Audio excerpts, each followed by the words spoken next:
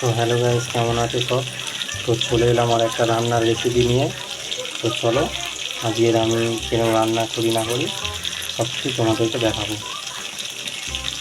আর আমার ফেভারিট রান্না হচ্ছে চিকেন। তো চলো আমি চিকেনটা কীরকমভাবে করি তো দেখতে থাকো। তো তোমরা কীরকম কে চিকেন কীরকম কে করো তো অবশ্যই কমেন্টে জানাবে। তো আমার রান্নাটা দেখো। প্রথমে মাংসর আলুটা আমি ভেজে নিচ্ছি।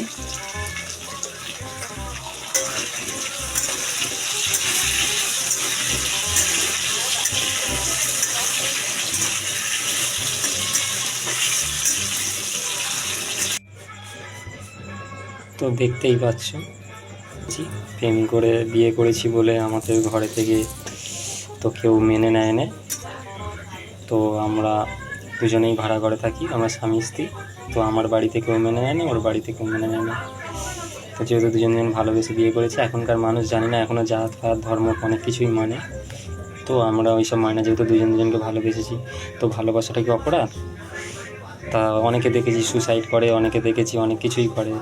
তো ওইগুলো করার মানে কি? তাহলে তো আমরা হেরে গেলাম জীবনে। তাই চাইবো আমরা জীবনে জিততে। তাই আমরা দুজনে ঠিক করলাম যে ও কারণ মানতে হবে না, আমরা একটা ছোট্ট ভাড়াঘর নিয়ে আমরা সংসার শুরু করি। তাই আমরা সংসারটা শুরু করেছি।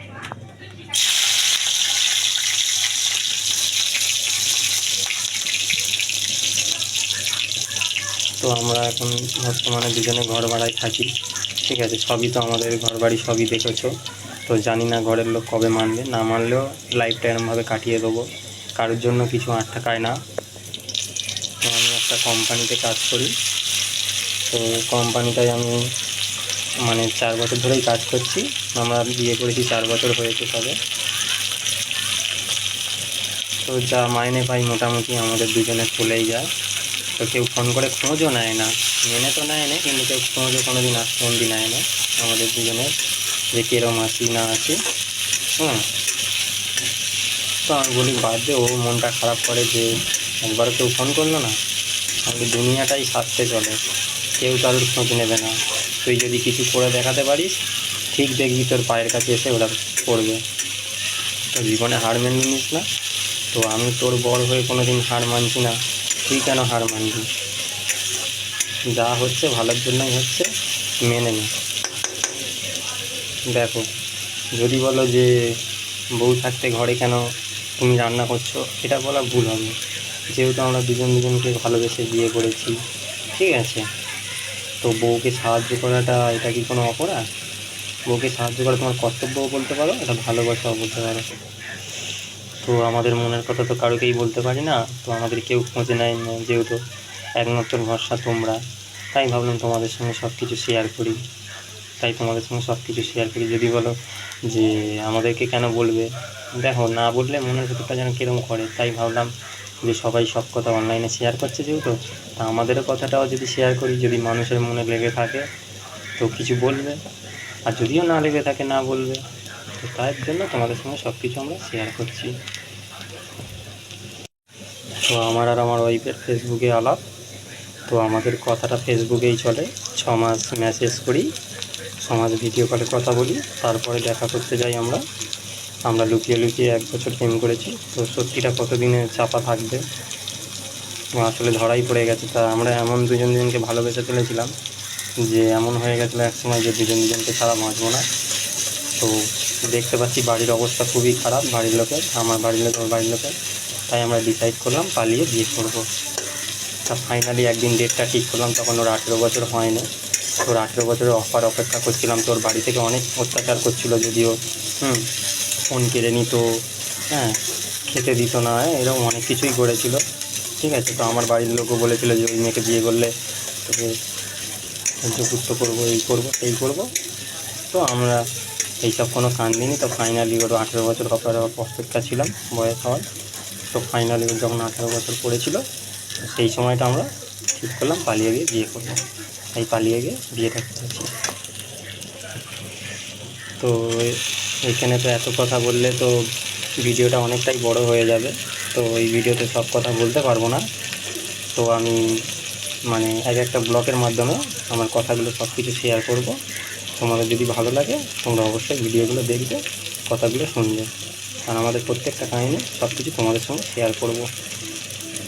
তো আমাদের যখন মানে ঘর থেকে বের করে দিয়েছিল, শুধু পরনে একটা করে প্যান্ট জামা পরেছিলাম, আর তাছাড়া আর কিছুই ছিল না, পকেটে একটা টাকাও ছিল না। আমরা মিনিমাম 1 ঘন্টা রাস্তা হেঁটে হেঁটে এসেছি, না খাওয়ার ঠিকানা না থাকার ঠিকানা, কোথায় যাব কী করব এমনকি সন্ধে হয়ে গেছে, ঠিক আছে। তো এমন সময় বের করে দিয়েছে, না খাওয়ার ঠিকানা না শোয়ার ঠিকানা, না মানে কী করব কিছু মানে মাথায় ঢুকছে না। তখন আকাশ যেন মাথায় ভেঙে পড়ছে যে কী করব না করব কিছুই বুঝতে পারছি না। তো ফাইনালি একটা বন্ধুকে ফোন করলাম, ফোন করে যা হোক করে বললাম, তাকে সব কথা বললাম ভাই 2 দিন অন্তত আমাকে ব্যবস্থা করে দে, তারপরে আমি একটা কাজ খুঁজে আর একটা ঘর ভাড়া নিয়ে করব। একটা বন্ধুটাকে অনেক হাতে পায়ে ধরে রাজি করালাম, রাজি করানোর পরে তো ফাইনালি সে রাজি হয়ে গেল, যেহেতু তারও ওয়াইফ আছে, তার ওয়াইফ করছিলো, বলছিল না এরকম করোনা ঝামেলা হবে এই হবে।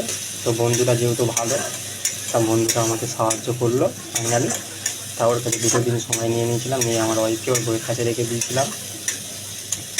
রেখে দেওয়ার পরে তো আমি ফাইনালি কাজ খুঁজে মানে কাজ যে মালিকের কাছে কাজ করি, সে মালিকের কাছে অ্যাডভান্স নিয়ে একটা ছোট্ট ঘর ভাড়া নিয়ে সেইখানটায় আবার আমরা আস্তে আস্তে দুজনে সংসার করলাম। তো ভগবানের কৃপায় আস্তে আস্তে এখন আমাদের সবই ঠিকঠাক চলছে।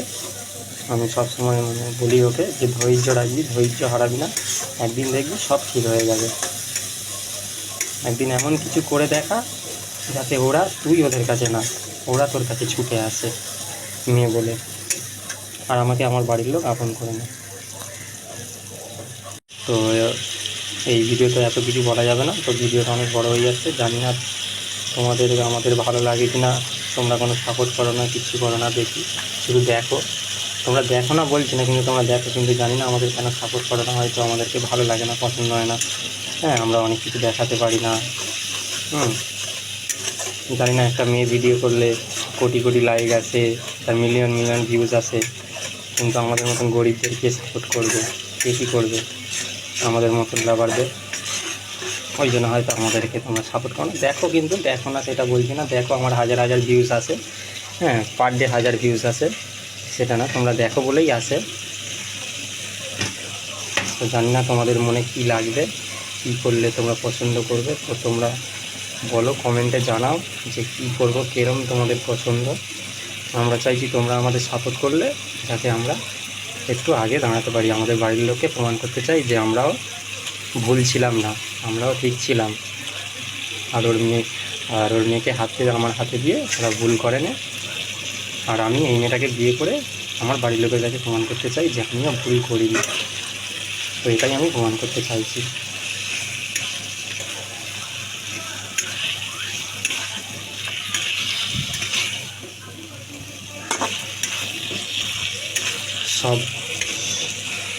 সব বরকেই বলবো যে ঘরে যতটুকুনি থাকবে ততটুকুনি বউকে সাহায্য করবে, কারণ সেও তো, তুমি সারা মাস কাজ করো, সে ঘরে সমস্ত কাজ করে না, ঘর মোছা, জল তোলা, বাসন মাজা, কাপড় কাচা, রান্না করা, সে সব কিছুই করে। এই কাজটা যদি সে বাইরে করতো সে টাকা পয়সা পেত, কিন্তু সেও তো তোমার বউ, তোমাকে তাই কিছু দিতে, তো তুমি একটু যখনই ঘরে থাকবে তো বাইরে কাজ করো বলে অহংকার করবে, আমি বাইরে করবো ঘরে করবো, এটা না। এটা তোমার বউয়ের প্রতি ভালোবাসা, কর্তব্য বলতে পারো, ভালোবাসাও করতে পারো। কেউ বউয়ের কাজ করলে ছোটো হয়ে যায় না। তো তোমরা তোমাদের সবাইয়ের বউকে হেল্প করতে পারো, সেটা কোনো কথা না, যার যেটা মনে চলে। তো যেহেতু আমি ভালোবেসে বিয়ে করে এনেছি, সে আমার হাত ধরে এসেছে, তো আমি যতদিন বাঁচব ওকে সাহায্য করেই যাবো, কারণ আমার ভরসায় এসেছে, অন্য কারণ না। তো আমি যদি না ওকে দেখি, কিছু না করি, তো কে করবে? তো ভিডিওটা বড় হয়ে যাচ্ছে, তো বেশি কথা বলবো না, এখান থেকে স্টপ করলাম।